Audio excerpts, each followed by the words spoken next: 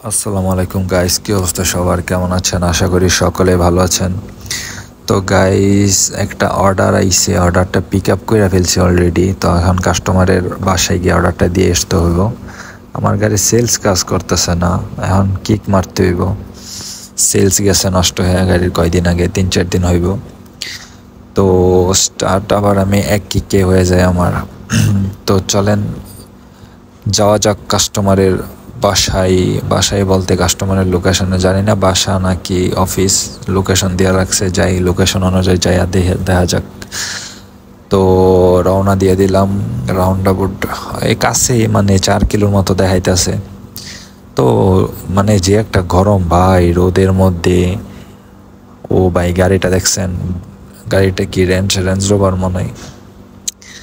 দুবাইতে ভাই গাড়ি, মানে গাড়ির যে কোয়ালিটি, মানে এমনিতে হচ্ছে আমাদের বাংলাদেশে বা অন্য অন্য যে কান্ট্রি, এইসব সব কান্ট্রি থেকে আপনার দুবাইতে যে গাড়ির যে দামটা, প্রাইস আমার সম্ভবত অনেক কম, যেটা মনে হয়। তাও আমি শিওর জানি না। গাইস, গরমটা কি পড়ছে দেখছেন? মানে দুবাইতে বা যারা হচ্ছে মিডল ইস্টে আছে তারাই জানে যে এই সকালের যে গরমটা, মানে এখানে হচ্ছে আপনার 8টার সময় কোনো সকাল কয় না, এখন হচ্ছে আমরা 8টার সময় দুপুর হয়ে যাই। Direct good evening, sorry good afternoon. শালার রাস্তার কোয়ালিটি দেখছেন? মানে দেখলেই তো ভাই মনটা ভাই জুড়ায় যায়। স্পিড লিমিট আবার 40 দেওয়া, কারণ ওই যে সামনে একটা স্কুল আছে বাচ্চাদের।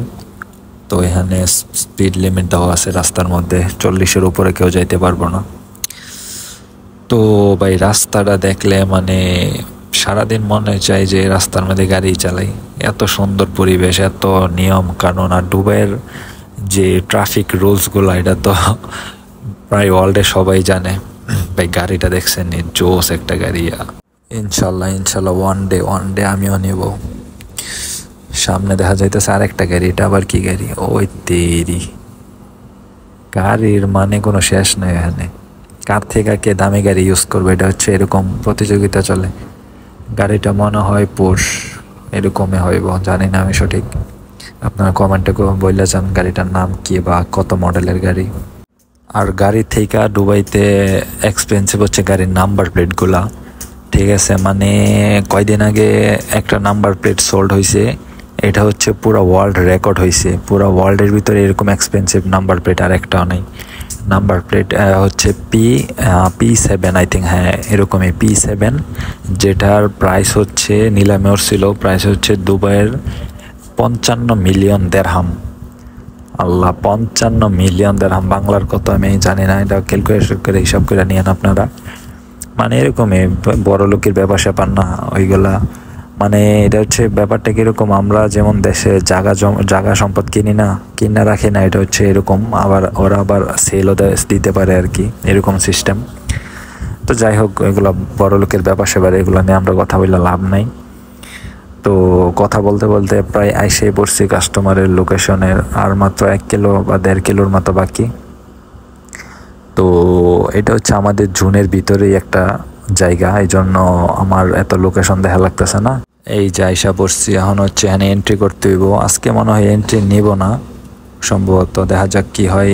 হ্যাঁ দেখছে আমারে, মনে হয় হ্যাঁ খুইলা দিছে। তো যাওয়া যাক। এখানে যে কোনো গাড়ি আসুক, হয় রেসিডেন্সি কোনো গাড়ি বা হচ্ছে ভিজিটর, যাই আসুক এখানে আইসা এন্ট্রি করা লাগে আইডি দিয়া। তো জায়গাটা দেখেন, মানে এটা হচ্ছে সব ভিলা, ঠিক আছে? এখানে হচ্ছে মানে সব দেখবেন মানে কি সেম কোয়ালিটির ভিলা, ঠিক আছে? এগুলো হচ্ছে সরকারিভাবেই বানায় দিছে, কোনো নির্দিষ্ট কোনো চয়েস করা যাইব না, শুধু ভিলা কিনা বাস থাকতে হইব, এরকমই সিস্টেম হয়তো। তো এখান থেকে মনে হয় রাইট সাইডে, হ্যাঁ রাইটে যাইতে হইব। রাস্তার মধ্যে আবার পানি ফেলায় রাখছে, ও আচ্ছা, সাইডে দিয়ে আবার ওয়াশ করতেছে। ভালোই দেখছেন কি, মানে দেখেন ওদের গ্যারেজটা দেখেন একবার, গ্যারেজের মধ্যে কি কি গ্যারেজে সাজায় রাখে। বিল্লাটা দেখছেন? মানে কি কম ভাই, টাকার শেষ নেই, ওদের টাকা কই থেকে আয় আল্লাহ জান। দেখেন কি গাড়ি, আমি নামও জানি না এত গাড়ির ভালো কইরা। ভিউটা দেখছেন? পুরো একটা কি কম অস্থির একটা ভিউ। কি পরিবেশ দেন, একটা রাস্তার মধ্যে একটা ময়লা পাইবেন না, দেখছেন একটা পলিথিন বা একটা কাগজের টুকরো পাইবেন না, কি একটা পরিষ্কার, মানে ভালোই লাগে। এরকম যদি হইতো আমাদের বাংলাদেশ। তো ভিলা নাম্বার হচ্ছে 408 খুঁজতে হইব আমারে। এটা কত, না এদিকে না, একটু সামনের দিকে, হ্যাঁ এই সাইডে সম্ভবত 408 কোথায় ভাই, সব দিয়ে দেখা যায়, পাইছি 408। তো এখানে হচ্ছে আমি যাবো, কাস্টমারটা সম্ভবত ইন্ডিয়ান, নাম দেখা জমা নইল। তো পিৎজাটা কোথায়, পিৎজাটা বাইকেরা নেই, জানি না এতক্ষণ পিৎজাটা থাকবো কিনা গরম, আল্লাহ জানে, সম্ভবত থাকবো কারণ ব্যাগের ভিতরে ছিল। তো হেলমেটটা খুইলা এখন যাই এমনিতেই লেট হয়ে গেছে, এত কাছের অর্ডার পরে আবার বলবো যে এত কাছের অর্ডার এতক্ষণ লাগে। তো যাইয়া দিয়ে আসি কাস্টমারের কাছে। ক্যাব আনতে মনে নেই, আজকে বাসা থেকে এমনি এসে পড়ছি, চুল পুরো এলোমেলো হয়ে রয়েছে। অর্ডারটা ডেলিভারি কইরা দেন, আমি আবার আসতেছি। তো অর্ডার ডেলিভারি কইরা দিছি, এখন হচ্ছে আমার যাইতে হইব আরেকটা অর্ডার রিসিভ করতে। তো আমার আবার অর্ডার তাড়াতাড়ি আইসা পড়ে, কারণ হচ্ছে আমি অটো মোড দিয়ে রাখছি এই জন্য। তো যাওয়া যাক। তো ভিডিওটা ভালো লাগলে অবশ্যই একটা লাইক, একটা কমেন্ট কইরা যাবেন।